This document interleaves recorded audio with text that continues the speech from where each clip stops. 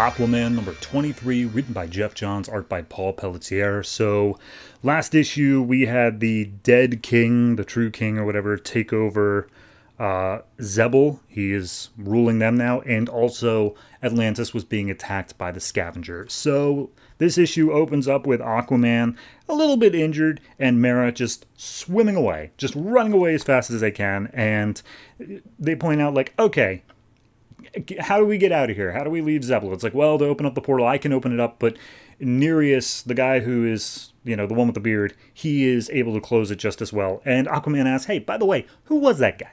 Well, he seemed pretty important to you. And it's like, yeah, I was kind of his fiance for when I was going to return. And he's like, oh, you think maybe I should have known about that at literally any point? And he's like, we'll talk about it later. So she tries to open up the portal, and he tries to close it, and it's just a whole thing where they're pushing, they're racing against time, and of course they manage to make it out.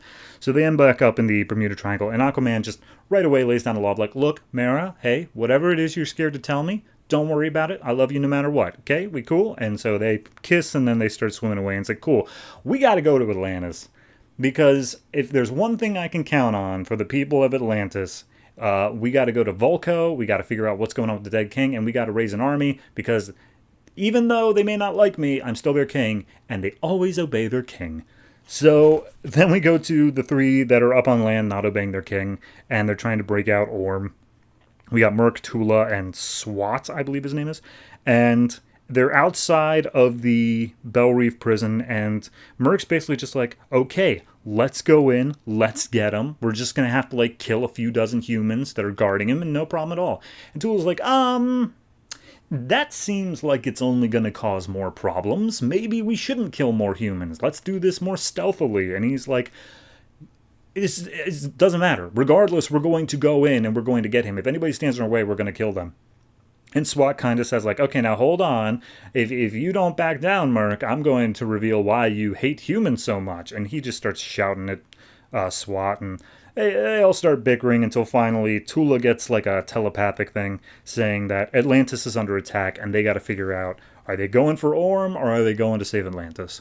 So at this point we see Ern, the leader of the army, is just like fighting against all the Scavengers people.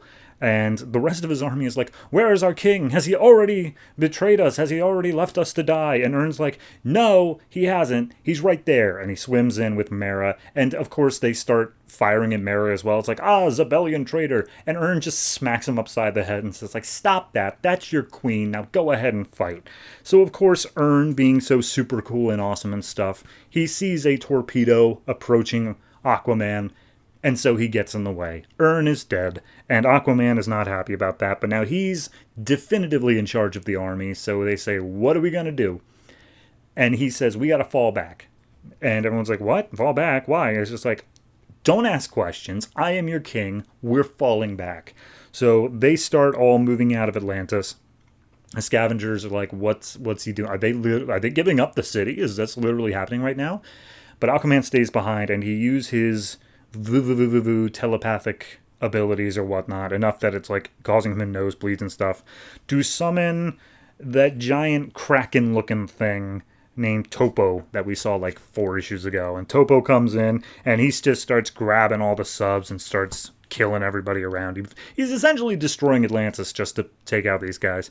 And it seems to work. It seems that Scavenger is crushed underneath some rubble, and the other Scavenger people starts scattering.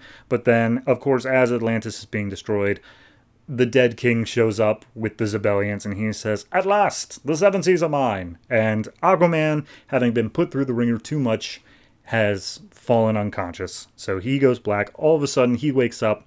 Volko's standing over him. He's like, hey, it's my king. Yes, you're awake. How's it going? And Aquaman just reaches out, grabs him, just saying, what the hell's going on? Like, where am I? And they're in a tent up on land, and it's revealed that Aquaman has been unconscious for 6 months.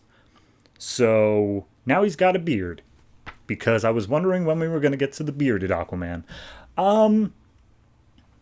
I actually really enjoyed this one, because a big problem I've been having with Aquaman is the fact that the plots didn't really feel like they were converging to anything.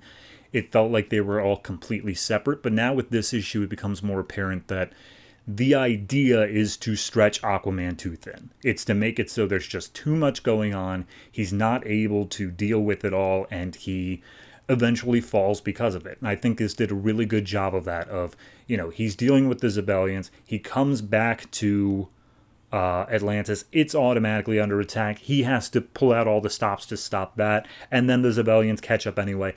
It did a great job of giving this idea of he just is unable to deal with it all, no matter how hard he is trying. So, 6-month time skip, I'm up for that. Obviously, next month is Villains Month, so already we're going to have a month off, so we'll see what happens in issue 24 with that. But I don't know. I think it was a solidly written issue. I think it did a good job of bringing everything all together. We'll see how it's handled post time skip. Obviously, they could say like, oh, here's the consequences of all these things that happened, or they can say, yeah, no, it's everything's kind of at a standstill, or even that we just didn't want to continue some of this stuff. So whatever they choose to pick up, we'll see how it goes. But for this one, I'm going to say this is a 7.5. It's almost an 8. It's very close, but it just didn't have that extra oomph factor that I need to get it into that 8 territory. But I still really enjoyed it. So 7.5.